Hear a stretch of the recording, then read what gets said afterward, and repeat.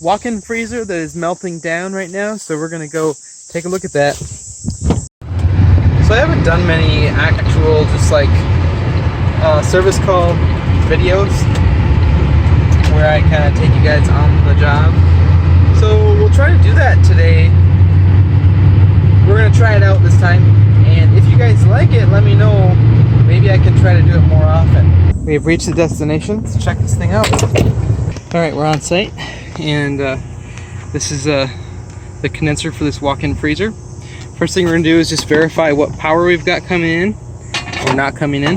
And we know right away that this is a 3-phase unit because there are 3 fuses. Check the top of these fuses here between the two. 215 volts there, 212 volts there, 213 volts there. So we've got power coming in just like we're supposed to. And we're going to check across the fuses, and if the fuses are good, there'll be no difference in voltage between here and here. Nothing there.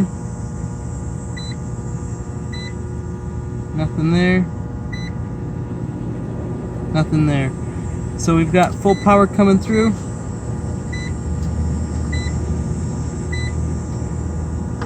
To the unit.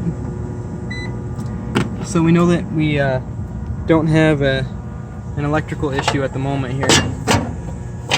So we'll close that up. Now we'll open the electrical compartment of the unit, which is right here.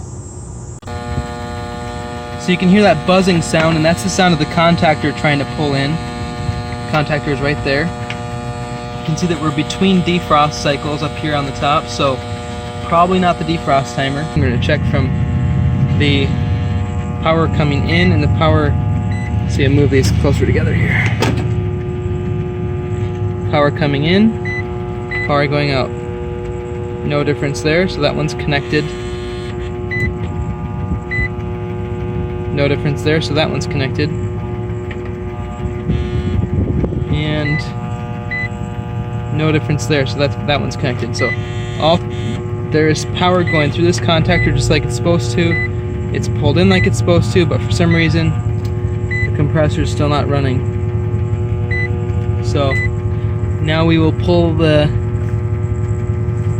cover off of the top of this unit. Alright, we've got a couple different pressure switches on this unit. This one down here is connected to the high side, and I'm pretty sure that's just to modulate the second fan on and off. So that one's not really a factor at the moment. This other one here is the one that shuts the unit down once it pumps down to a certain pressure. But this one is closed, which means that the pressure is high enough to bring the contactor on, which should bring the compressor on, and should bring the whole unit on. So we've got something going on here yet. We will continue investigating. Well, here, I'll show you on this pressure switch. If we check voltage between these two terminals, we have 0 volts. So that means that switch is closed on there. Got the gauges fired up here. We're going to just check and see what the pressure looks like in the system. 109 psi, so the unit should definitely be running right now, pretty much no matter what. So we're going to take the cover off on the compressor now and see if it's getting full voltage to all 3 legs. And this is all live, so we want to be really careful. We're going to take our screwdriver. Flat screwdriver works best, and you can pop these covers off. There we go. And this plastic cover will come off.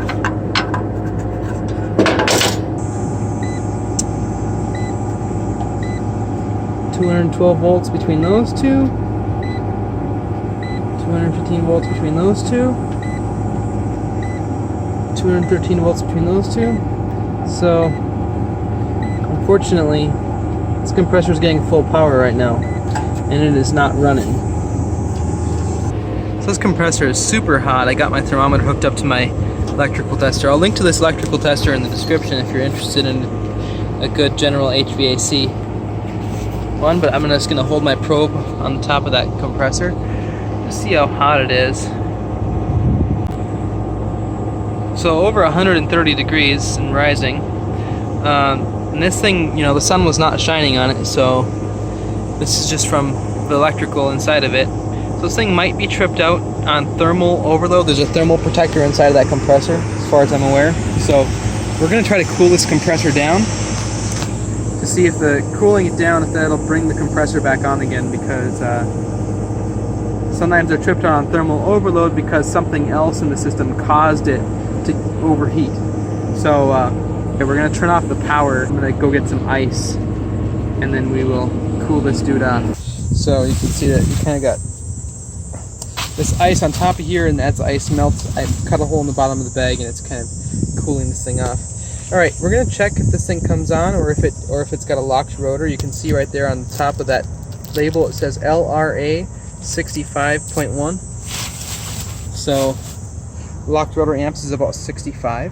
So when we turn this thing on, if that thermal protector reset itself, then it should either turn on and run, or it's going to draw a whole bunch of amps temporarily and then cut out, or it's not going to do anything because there's a broken winding or something.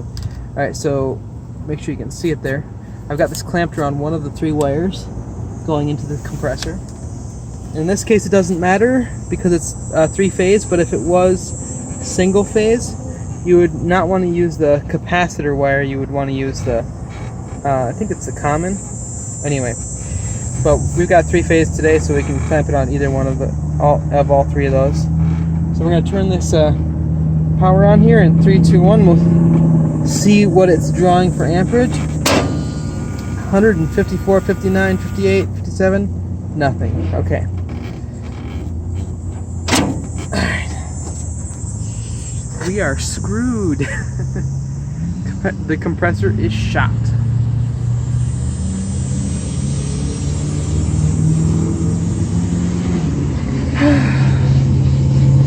The implications of this are not great for me. It's after 5 p.m. already, so now I have to track down and see if I can find a compressor, and probably the nearest one is about 2 hours away. So that is locked rotor amps on a compressor when it draws that high amperage for just a few seconds and then it cuts out on overload. That is what a locked rotor is. Something mechanically has failed inside of that compressor, so it can no longer rotate. So I think that's pretty much where this troubleshooting video ends, because there's nothing else I can do right now except to replace the compressor, and we're going to start that process of pumping this unit down and getting ready to switch it out for a different compressor. But that's going to be a long process, so we'll see what we can do for that, if I can get you some video of that or not. But that's how you troubleshoot a compressor. We kind of went through all the steps we could. So if this was beneficial for you and you learned something, hit that thumbs up button and subscribe down below for more videos just like this one. And hit that bell icon if you want to be notified about future videos.